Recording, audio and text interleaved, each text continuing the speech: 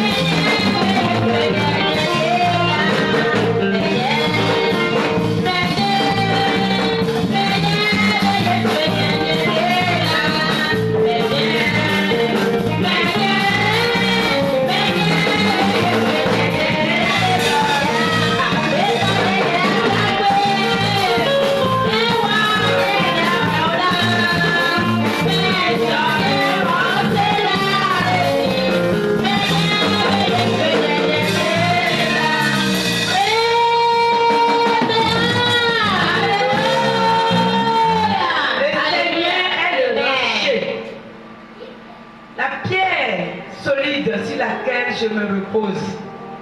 Je sais qu'il est mon sauveur. C'est ce que dit le chant.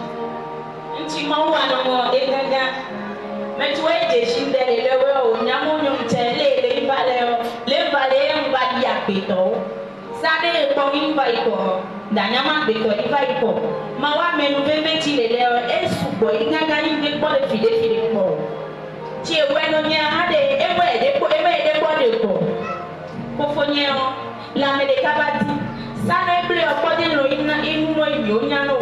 What you might not Gapone, I never you comedy.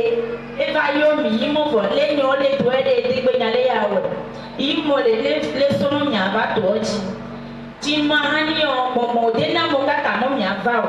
Me right thought to Toffee Bow. They come on, somebody me, and the Sunday of church with if for your woman you. Bonne Godolati, Moyo Boa, no you come a pomo yas, Bode, Eya, Ega, Chicken on our day, Il Godolati, no me feeling me that on the Godolati, and the Momodio Colonel, no more Godolati. But here about Nai Honto, Yeva no more Teddy, feeling no more you ever. Je dis me vale. Lena met me, don't let it go. Lena met to and take care of. Oh, this thing I don't know. Yes, so jete. Il est take home. If money I don't know, I am more. No, I don't know that's not home. Jete te lo town. If they go, they kill me. But when Papa, you lay if you want to go to that, if you buy no, you don't want to go to the Ravacoli. You are talking to the Ravachan, she could show Sonny, and I don't know this thing I don't know, she could show. Yet, what's so jete. Let more about the wicked from the radio. Ye will not be any like to talk about you more.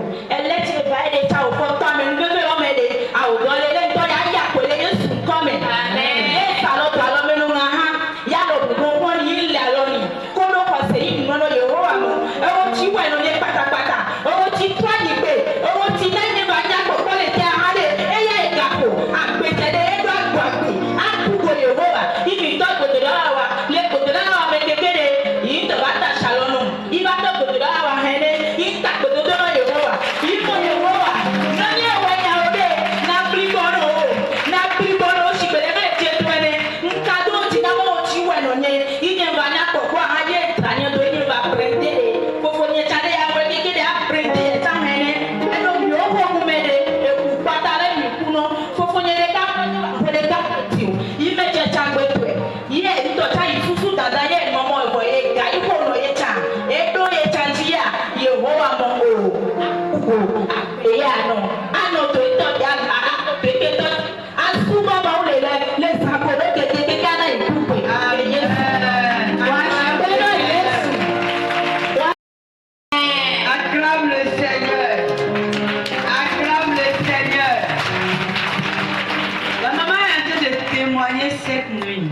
La grandeur de Dieu dans sa vie, dans la vie de son grand frère.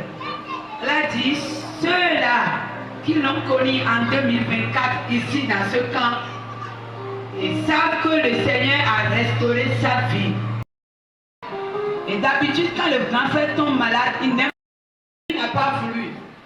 Ils sont allés dans d'autres lieux de prière. Et la sœur disait, Seigneur, je sais que tu m'as fait grâce quelque part. Je sais que la grâce est toujours là-bas. Si c'est ton heure qui a sonné, l'heure pour que mon frère te donne sa vie qui a sonné, Seigneur, permet. Et effectivement, quand ils ont parcouru ces lieux de prière-là, et qu'il n'y a pas eu de changement, le frère dit, ma soeur, maintenant là, il ne peut pas rester assis.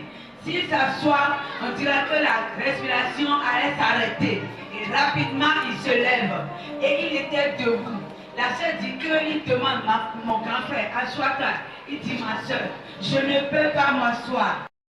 Les ouvriers sont venus aider le frère. Et la sœur disait qu'au moment où il ne se sentait pas, au moment où la crise était venue là, la sœur a pris la main de son grand frère. Et elle a commencé par prier. Elle a commencé à ici témoigner de ce que le Seigneur a fait dans sa vie. Si tu es content, mon frère, ma soeur, acclame le Seigneur. Acclame le Seigneur.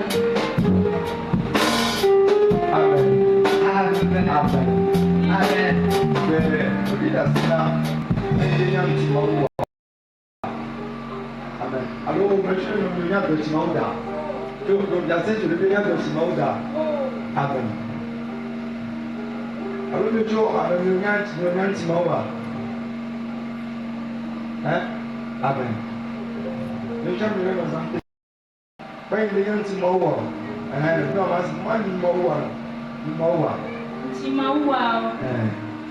Belekayaka ko mardi no da ye no pe ye moye la ni no ku same ye o azero wa ebe to une be I agmoye ko igbomono to jijiji ye mo ita gba fi so ije no no aseti la kani chambe ede tin afu ipe ti ede tin aka agba afu yo ye no ro kekenke e ba mi so me bobo ye ba yo mi o même le ba ngbo ta on de tin no na no la wa mo e bro mo lo chicheji yi eji to le ya ko pa no de le mo ya na no ro yi mo ya goja amen Amen. Oh amen. Amen. Oh amen. Amen. Oh amen. Mardi. Et le frère, elle a dit que le frère était dans son sommeil et a jusqu'au petit matin. Et il a appelé les frères. Et quand il était allé chez sa soeur, il ne pouvait pas s'asseoir. Parce que la respiration, vraiment, c'était tellement compliqué. La crise là était tellement grande. Et qu'il ne pouvait pas s'asseoir. Mais quand il est venu ici, le Seigneur a rendu la respiration là normale. Il respire bien. Il s'assoit comme il veut. Il se couche quand il veut. Ça, des signes qui montrent le dit dans nos amis. Kete lo chambola singa mwana nyambo ya nalo ya kondelo. Eto mo kete lo le ekano to me ye koyo. Bola singa mwana ni le dawa ni jama pe. Beti ke mi vale salome ma de jeudi ti mi vale lo de. Lo wa 052. Iye gboba no yi gboba ni. Iye mlani. Ito mo ye le ni po. La wa do yo. Icheche. Nzebe tatalo. Impu po. Wa ki tena Yesu. Wa ki tena la niloto de que va moi quelqu'un et dans le quelqu'un sauf dans le dès que la petite n'était pas payée si c'est pour y aller Dieu va nous montrer non jamais elle est chibé quoi pour elle si mi ko ko pe lo le no le ni ko ta no lo ba wa si te no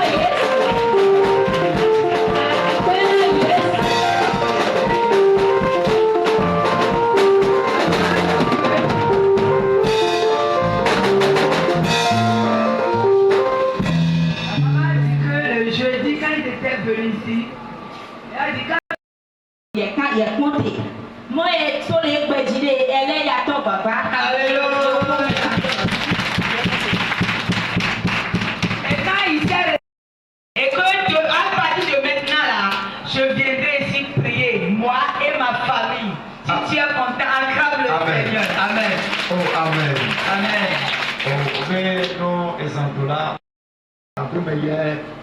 Et ça va, un peu de temps comme maman, il y a quelque là. va do kili kala nke ki o me ga me go jan nke ki o me chala gbogbo jaba tom do dura da gbogbo wa tom do dura da o chi kono bi ti ta ko to di zirika ebo ye zama me na ele se mo o ji bi o yo ti ne amen e ba yi bebe chi o ji na chi o ji di do ko so dale la ebo alo do ale o ye ba no keke nke o ye to mo sa ene shi gbe nchu so Washington Yesu. Washington Yesu. Washington Yesu. Hallelujah. Amen. Amen. Amen.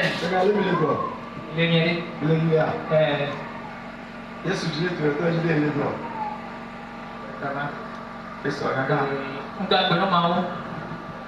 Lo ìdọ̀tí wa no ìdọ̀ ewu kan.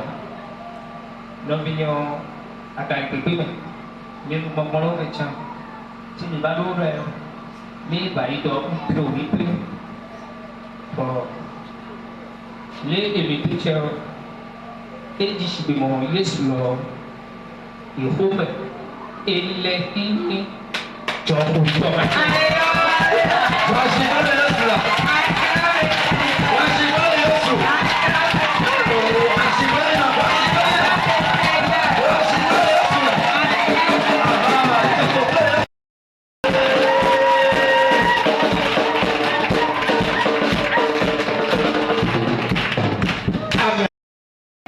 Gbọ̀nàgbọ̀nà lọ́jì ní bá ọ òpó ìtẹ́rẹ́ lọ́dá yóò tọ́ pẹ̀lú ajẹ́ ọ mọ gbọ̀ngbọ̀n yóò jíjá irọ́ gbọ̀ngbọ̀n lọ sí ní ká lè fi yọ ọbẹ̀ lọ́mà ló ń dé pé yẹ kí mi bò e bá tọ́ ní ntàlẹ́ ìlẹ̀dọ̀ ní ìlàkàrọ̀ ìdúẹ̀mọ́ ìlẹ̀ sálọ̀bánú ìsàlọ́sọdúnú ìdíkọ̀ ìgbìpọ̀ nínú mọ́ àwọ̀. Beda sole tu logike ni ali tu to pe ba ye nu ahane mo wo ali jime o ndenya mo nyono minu ka elego alo kula ijaba so mandenyo pochi o wa priye lono mo le same no to ipacha ingba ni mo chimbale bi priye lo owe itan lo HCP Surab Chikutu Atu Abu Chikutu Atu Rotondo yang dari Nahadi Le frère dit que la nuit où il était venu, on dirait que quand il est venu ici là, l'ennemi qui était derrière sa vie, l'esprit qui persécutait sa vie là, veut, quand ils ont commencé par prier, veut enlever le souffle de vie qui est en lui.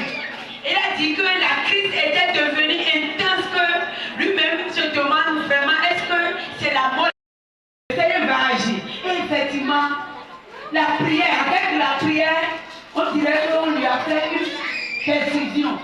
Il a dit quand il s'est couché là, non, c'est tout comme si les mains.